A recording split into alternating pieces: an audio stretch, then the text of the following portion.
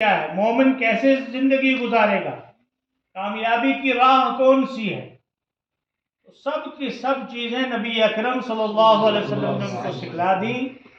صحابہ کرام رضوان اللہ تعالی علیہ مجمعین کو تیار کیا، اسی لیے وہ اس امت کی سب سے بہترین جماعت ہے. اسی لیے ان کو خیر القرون میں سے کہا گیا ہے. خیر القرون قرنی ثم الذین یلونہم ثم الذین یلونہم. نبی پاک صلی اللہ علیہ وسلم نے فرمایا کہ سب سے بہترین زمانہ میرا زمانہ ہے. تمہیں اگر کوئی سوال ہوتا ہے، کچھ پوچھنا ہوتا ہے، کوئی اشکال ہوتا ہے، تم میرے پاس آتے ہو، میں تمہیں اس مسئلے کی وضاحت کر دیتا ہوں، میں تمہیں بتا دیتا ہوں. کوئی بات تمہیں پوچھنی ہو تو پوچھ سکتے ہو مجھ سے. پھر آپ نے ایک جماعت تیار کی، ثم الذین یلونہم. یہ وہ جماعت ہے جو نبی اکرم صلی اللہ علیہ وسلم نے تیار کی. ان کو حضرات صحابہ کرام رضوان اللہ تعالی علیہ مجمعین کہتے ہیں. تو صحابہ اس امت کے بہترین افراد. اب نبی پاک صلی اللہ علیہ وسلم کے بعد کوئی پیغمبر دنیا میں نہیں آئے گا، اور نبی پاک صلی اللہ علیہ وسلم کا طریقہ آخری طریقہ ہے.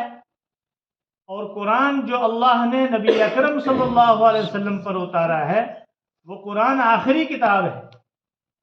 اب نبی پاک صلی اللہ علیہ وسلم کے بعد کوئی دنیا میں نئی کتاب نہیں آئے گی، کوئی دنیا میں زندگی جینے کا کوئی نئی طریقہ نہیں آئے گا، نہ کوئی نیا قانون اور نیا مذہب اللہ کی طرف سے آئے گا. اللہ تعالیٰ نے فرما دیا ان الدین عند اللہ الاسلام، کہ اللہ کے ہاں اگر کوئی مذہب ہے، کوئی طریقہ کار ہے، جس طریقہ کار کو تم اختیار کرو گے، جس کے مطابق اپنی زندگی گزارو گے، جس کے مطابق تم جو ہے اپنے معاملات کرو گے، جس کے مطابق تم اپنی تجارت کرو گے، جس کے مطابق تم اپنی ساری چیزیں کرو گے، وہ ہے اسلام، مذہب اسلام. تو عزیز طلبہ، اب نبی تو نہیں آئیں گے، اب یہ ذمہ داری کس کی ہے کہ اس دین کو آگے لے جانا ہے، اس کو آگے بڑھانا ہے. آگے اپنے نسلوں میں ہم کیسے منتقل کریں گے؟ تو اس کے لیے اللہ نے ہمیں اور آپ کو منتخب کیا. اور سب سے پہلی تعلیم جو انسان کی شروع ہوتی ہے، وہ جب بچہ دنیا میں آتا ہے تو سب سے پہلے مدرسہ ماں کی گود ہے. اسی لیے فرمایا العلم من المہد الی اللحد. ماں کی گود سب سے پہلا ادارہ ہے، سب سے پہلا مدرسہ ہے. اسی لیے ماں اپنے بچے کی تربیت کرتی ہے. اس دنیا میں جتنے بھی بڑے بڑے علماء کرام، اولیاء کرام گزرے ہیں، ان کی تربیت کس نے کی ہے؟ ان کو بنایا کس نے؟ سب سے پہلے ان کو اپنی ماں نے تیار کیا، ان کو اپنی والدہ نے تیار کیا. جس طریقے سے نبی اکرم صلی اللہ علیہ وسلم نے ام المومنین حضرت خدیجۃ الکبریٰ رضی اللہ تعالی عنہ کو تربیت کی، ان کو دین سکھلایا، ان کو دین پڑھایا، ان کی بہترین طریقے سے تربیت کی. اور حضرت خدیجۃ الکبریٰ رضی اللہ تعالی عنہ نے نبی اکرم صلی اللہ علیہ وسلم کی باقی صاحبزادیاں جتنی بھی تھیں ان کو تربیت کی. انہوں نے آگے حضرت فاطمہ الزہرا رضی اللہ تعالی عنہ کی تربیت کی، اور حضرت فاطمہ رضی اللہ تعالی عنہ کی نسل سے پھر کیسے کیسے لوگ آئے.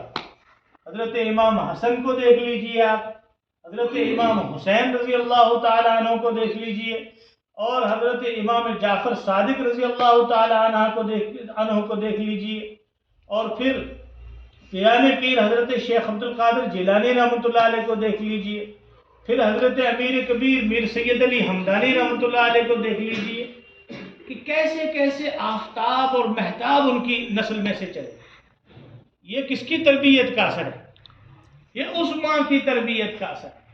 حضرت خدیجۃ الکبریٰ رضی اللہ تعالی عنہ کی تربیت کا اثر ہے، نبی پاک صلی اللہ علیہ وسلم کی تربیت کا اثر ہے، حضرت فاطمہ الزہرا رضی اللہ تعالی عنہ کی تربیت کا اثر ہے. میرے طالب علموں، اللہ نے آپ کو یہ موقع دیا ہے. اللہ نے آپ کو دور دراز سے، آپ کوئی کس علاقے سے ہے، کوئی کس محلے سے ہے، کوئی کس گاؤں سے ہے. آپ کے گاؤں میں اور بھی بہت سارے طالب علم ہیں، اور بھی بہت سارے بچے ہیں، لیکن وہ اس مدرسے میں نہیں آئے. وہ اپنے اپنے کام میں لگے ہوئے. کوئی کیا کام کر رہا ہے, کوئی کیا کام کر رہا ہے, کوئی کیا کام کر رہا ہے, لیکن اللہ نے اس علاقے میں سے, اس بستی میں سے اللہ نے آپ کو چنا, آپ کو منتخب کیا. آپ خود بخود یہاں نہیں آئے. اس کا مطلب یہ ہے کہ اللہ آپ سے محبت کرتا ہے. اللہ آپ سے جو ہے کچھ کام لینا چاہتا ہے, اسی لیے اللہ نے آپ کو یہاں بھیجا ہے. تو آپ کو یہاں علم سیکھنا ہے. یہاں وہ بات آپ کو سکھلائی جاتی ہے جو نبی پاک صلی اللہ علیہ وسلم نے جو فرمائی ہے,